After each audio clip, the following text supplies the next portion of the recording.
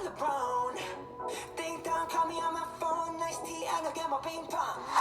This is heavy, can't hit the baseball. I'm ready. Life is sweet as honey. Yeah, this beach treat it like money. This go all alone. I'm into that. I'm good to go. I'm down. You know I go. Let's go. 'Cause I'm in the stars tonight. So sweet. Good morning, Eagle Nation. It is Wednesday, the 4th of May. It's the 165th day of school. Wherever you may be, please stop and stand. Let us rise together for this morning's Pledge of Allegiance. I pledge allegiance to the flag of the United States of America and to the republic for which it stands, one nation, under God, indivisible, with liberty and justice for all. Thank you. To mark these 15 days that remain, including today, we'll knock out 15 push-ups today, and I invite you, of course, to join me. Please do. 1, 2, 3, 4, 5, 6, 7, 8, 9, 10, 11, 12, 13, 14, 15. All right. Today, on this day, a couple of things coming at you. First of all, that song was, as many of you already know, that was BTS. And that was a song dedication from Ms. Rainey to her students. She dedicates this song to her class because they have worked so hard this year and they are going to do Dynamite.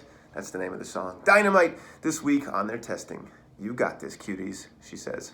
Thank you, Ms. Rainey, for your song dedication. And of course, as we celebrate Asian Pacific American Heritage Month, it's important to maybe note that BTS is a South Korean band, and that many of our traditions and cultures arrived and have arrived on these shores and over the radio waves, over the airwaves, from parts of Asia, such as BTS and Dynamite. So we celebrate that today. In addition to that, we'd like to celebrate some other parts of our history as Americans, and not all of them are our best selves.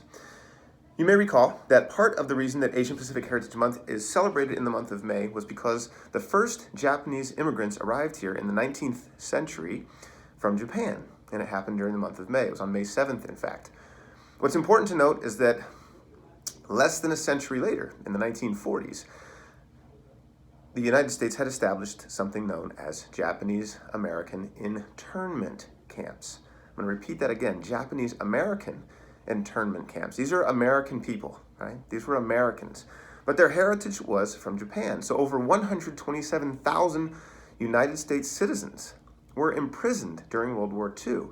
Their only crime was being of Japanese ancestry. Despite the lack of any concrete evidence, Japanese Americans were suspected of remaining loyal to their ancestral land, simply because they looked Japanese. Anti-Japanese paranoia increased because of a large Japanese presence on the West Coast, for example, in the state of California and even into Nevada, Utah, and Arizona, also Washington and Oregon. And in the event of a Japanese invasion of the American mainland, the Japanese Americans were feared as a security risk. I want to reiterate this point again. These were not Japanese nationals. These were Japanese American citizens. They were American citizens that simply had Japanese ancestry. We have done this before in our history as Americans. In fact, we've repeated it again on more than one occasion. And it's important to note because we can, as students and as a community, learn from history and recognize that we haven't always made the best choices, that sometimes our choices have been superficial. Superficial meaning literally on the surface, how someone looks. They look Asian, they look Japanese, and therefore, in our history, we have perceived them to be a threat, not because of their actions or any other facet of who they are as human beings. And this is wrong. This is wrong. It's a crime. So we can do better than that, and we as citizens must do better than that, and we must be aware of our history so that we don't continue to repeat our mistakes. So while it's not a happy part of our history, it is important to celebrate and to keep that alive when we celebrate something like Asian Pacific American Heritage Month, because it honors those who have gone before us, the sacrifices they have made, and the wrongs and injustices that have been perpetrated against them. We can and we must do better.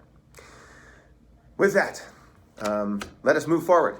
We want to celebrate also on a happier note, a lighter note, Cielo Cedric and Benjamin Vasquez, who donated goods for the first aid contributions to the Ukrainian church that Ms. Selos and her students from the English language class took over there in their walking field trip on Monday.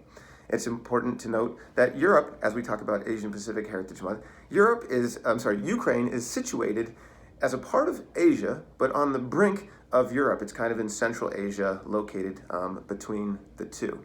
And I mention that only because as we continue to think about, learn about, and appreciate those who are different than us, and also those who are from other places than us, but are still like us, we can make lots of connections, whether it's to BTS in South Korea, or Japanese Americans who emigrated starting in the 19th century from Japan, or even today in the year 2022, Asians from Ukraine. We have our common humanity to always keep in mind. With that, let's get to some words of wisdom so you can get to the business of teaching and learning today. Today is on the topic of respect and fairness. Everybody loves the Muppets. At least I think you do. Which one is your favorite? Maybe Kermit? How about Big Bird? Maybe even Cookie Monster? The man who created the Muppets was named Jim Henson, and he was a very successful man.